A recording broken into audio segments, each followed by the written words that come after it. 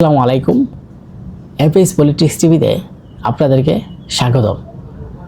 নির্বাচন যতই ঘনিয়ে আসছে ততই একের পর এক চমক দেখাচ্ছে বিএনপি চেয়ারম্যান তারেক রহমান। তিনি বাংলাদেশে আসার পর থেকে যে চমক দেখিয়ে যাচ্ছেন, এখনও সেই চমক ধারাবাহিকভাবে চলছে। তিনি যেখানেই সমাবেশ করছেন এবং বক্তব্য দিতে যাচ্ছেন, সেখানে লক্ষ লক্ষ মানুষের ঢল। তার জনপ্রিয়তা এখন সবার শীর্ষে এবং তিনি বাংলাদেশের সম্ভাব্য প্রধানমন্ত্রী হিসেবে মানুষ এখন দেখছে।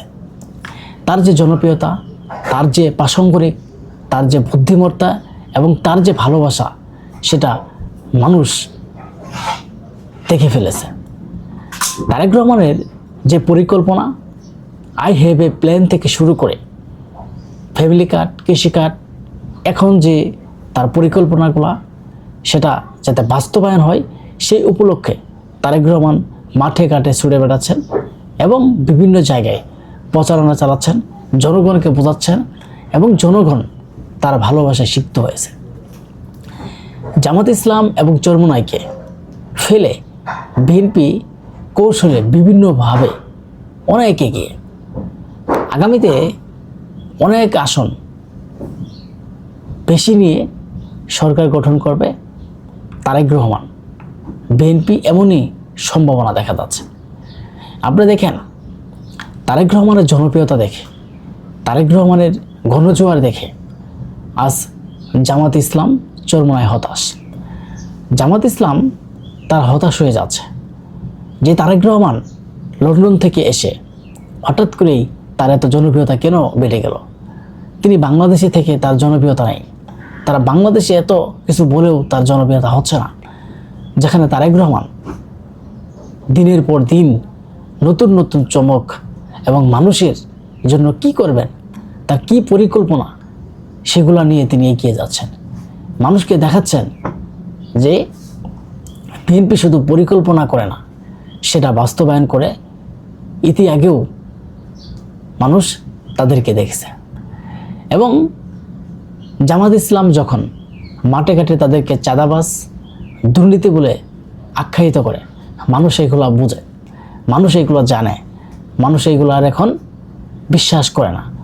আপনি চাঁদাবাজির টেক লাগিয়ে, আপনি দুর্নীতির টেক দিয়ে মানুষকে বোঝানো যাবে না এবং মানুষের জনপ্রিয়তা কমানো যাবে না।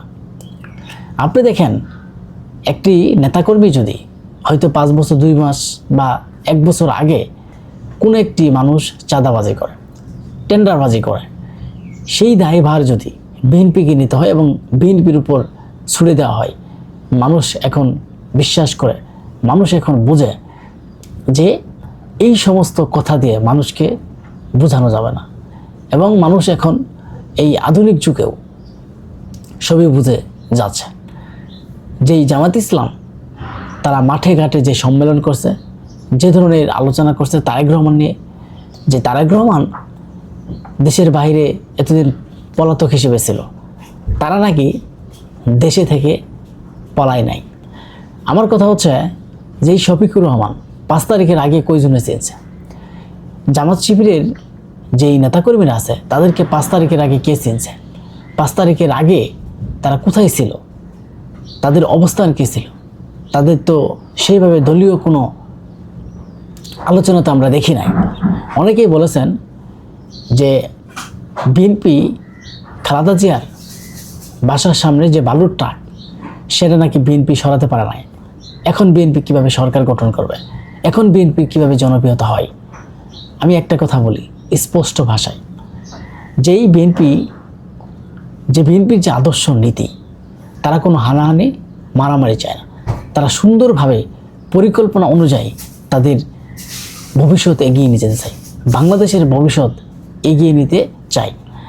যারা বলে যে বেগম জিয়ার সেখান থেকে বালুর ট্রাক সরাতে পারে না, আমি তাদেরকে জিজ্ঞাসা করব, তাহলে জামাত ইসলামের যে নিবন্ধন বাতিল, জামাত ইসলাম যে নিবন্ধন নিষিদ্ধ করা হয়ে গেল, সে সময় জামাত ইসলাম কোথায় ছিল?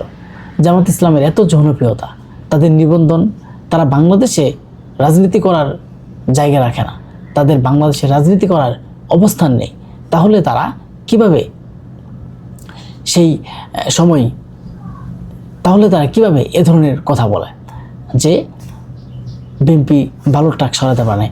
তাহলে তাদের অবস্থান কী ছিল? তারাও তো সেখান থেকে তাদের যে নিবন্ধন বাতিল করা হয়েছিল সেই নিবন্ধন ফিরিয়ে আনতে পারে নাই। তারা তো সেখানে মাঠে সক্রিয় ভূমিকা পালন করতে পারে নাই। কিন্তু মানুষ এই ধরনের আলোচনা, এই ধরনের কথা এখন আর বিশ্বাস করে না। আমরা চাচ্ছি যে একটা সুষ্ঠু সুন্দর নির্বাচনের মাধ্যমে আগামীতে যে দলই ক্ষমতায় আসুক সেটাই মানুষ মেনে নেবে। কিন্তু আমরা এখন যে মাঠে ঘাটে বিভিন্ন জায়গায় দেখি চরমোনাই জামাত ইসলামকে ফেলে বিভিন্নভাবে এগিয়ে যাচ্ছে বিএনপি। তাদের অবস্থান হচ্ছে তারা 17 বছর মাঠে ঘাটে ছিল, 17 বছর আওয়ামী লীগের সাথে লড়াই করেছে। যারা গ্রাম পর্যায়ে যারা বিএনপি নেতাকর্মী আছেন, যারা এমপি প্রার্থী আছেন, যারা ধানের শীষ নিয়ে নির্বাচন করছেন, তারা মাঠে ঘাটে এবং তাদেরকে এই মুহূর্তে মানুষ একটা জনপ্রিয়তার শীর্ষে তারা রয়েছে এবং মানুষ তাদেরকে চিনে জানে, ব্যক্তি হিসেবে জানে। 70টি বছর তারা লড়াই করেছে, সংগ্রাম করেছে, এটাও সারা বাংলাদেশের মানুষ জানে। কিন্তু জামাত ইসলাম তাদের যে নেতাকর্মী, তাদের ওখানে কে এমপি প্রার্থী হবে এটাও কিন্তু চিনে না। বাস্তব কথা, আমার যে আসনের নির্বাচন করছে যে এমপি প্রার্থী, সেই এমপি প্রার্থীকে আমি কখনো দেখিনি। এইবার এই প্রথম আমি তাকে দেখলাম, এবং তাও ফেসবুকের মাধ্যমে, ছবি ছাড়ার মাধ্যমে।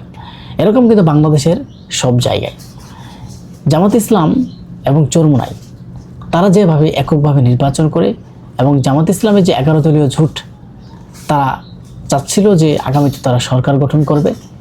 সেই সরকার গঠন করার আগেই তারা ফেল হয়ে গেছে। কী কারণে আমি এটা বললাম? জামাত ইসলাম 110টি আসন তাদের শরীকদের জন্য ছেড়ে দিয়েছে। সেই 110টি আসনে তারা কয়টি আসন বিজয়ী হয়ে আসতে পারবে? হয়তো তারা 10টি আসন বিজয়ী হতে পারবে কিনা এটাও কিন্তু একটা কঠিন বিষয়ে চলে যাবে। এনসিপি 30-35টি আসনের ভিতরে হয়তো 5 থেকে 6টা আসন তারা বিজয়ী হওয়ার সম্ভাবনা আছে। কিন্তু যেখানে বিএনপির অবস্থান অন্যরকমের, বিএনপির সাথে লড়াই করতে হলে অনেক শক্তিশালী ভূমিকা পালন করতে হবে জামাত ইসলামের। যে জামাত ইসলামের ইতিহাস দেখলে বোঝা যায় তারা অতীতে 15, 16 বা 20টি আসন নিয়ে তারা সংসদে গিয়েছিল, তাদের অবস্থান ছিল এই। কিন্তু এখন বর্তমানে যেই নির্বাচন হবে, এখন বর্তমানে যে অবস্থা, সেটা কিন্তু বিএনপি অনেক এগিয়ে। আপনি দেখেন তাদের মাঠে ঘাটে তাদের নেতাকর্মী, তাদের অবস্থান এবং তাদের যে প্রতিশ্রুতি, তাদের যে পরিকল্পনা, সব দিক দিয়েই তারা এগিয়ে। যেই সব পরিকল্পনা দিচ্ছে এবং তারেক রহমানের যে পরিকল্পনা, সেটা যখন জামাত ইসলাম এবং অন্যান্য রাজনৈতিক দল এনসিপি তারা যখন বারবার বলছে, এগুলো মানুষ এখন বিশ্বাস করে না, এগুলো এটা করতে পারবে না। তো আমার প্রশ্ন হচ্ছে, এই বাংলাদেশের মানুষের কাছে যেই পরিকল্পনা বাস্তবায়ন করতে বাধা হয়, সেই পরিকল্পনা কিন্তু আরও সহজভাবে হয়। কী কারণে? আপনি যখন গ্রামে একটা ব্যবসা করতে যাবেন, সেই ব্যবসা করার আগে যখন আপনার আশেপাশে কোনো লোক থাকবে, তাদের কাছে যখন আপনি বলতে যাবেন, সেই বলার সময় নানা ধরনের বাধা আপনার কাছে আসবে। কিন্তু সকল বাধা পেরিয়ে যখন আপনি এগিয়ে যাবেন, তখনই কিন্তু আপনি সাকসেসফুল এবং সফল হবেন।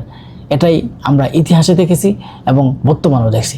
যেই কারণে তারেক রহমানের নামে যেই ধরনের বাধাগ্রস্ত আসবে, ততই বিএনপির জন্য ভালো হবে এবং তারেক রহমানের জন্য ভালো হবে।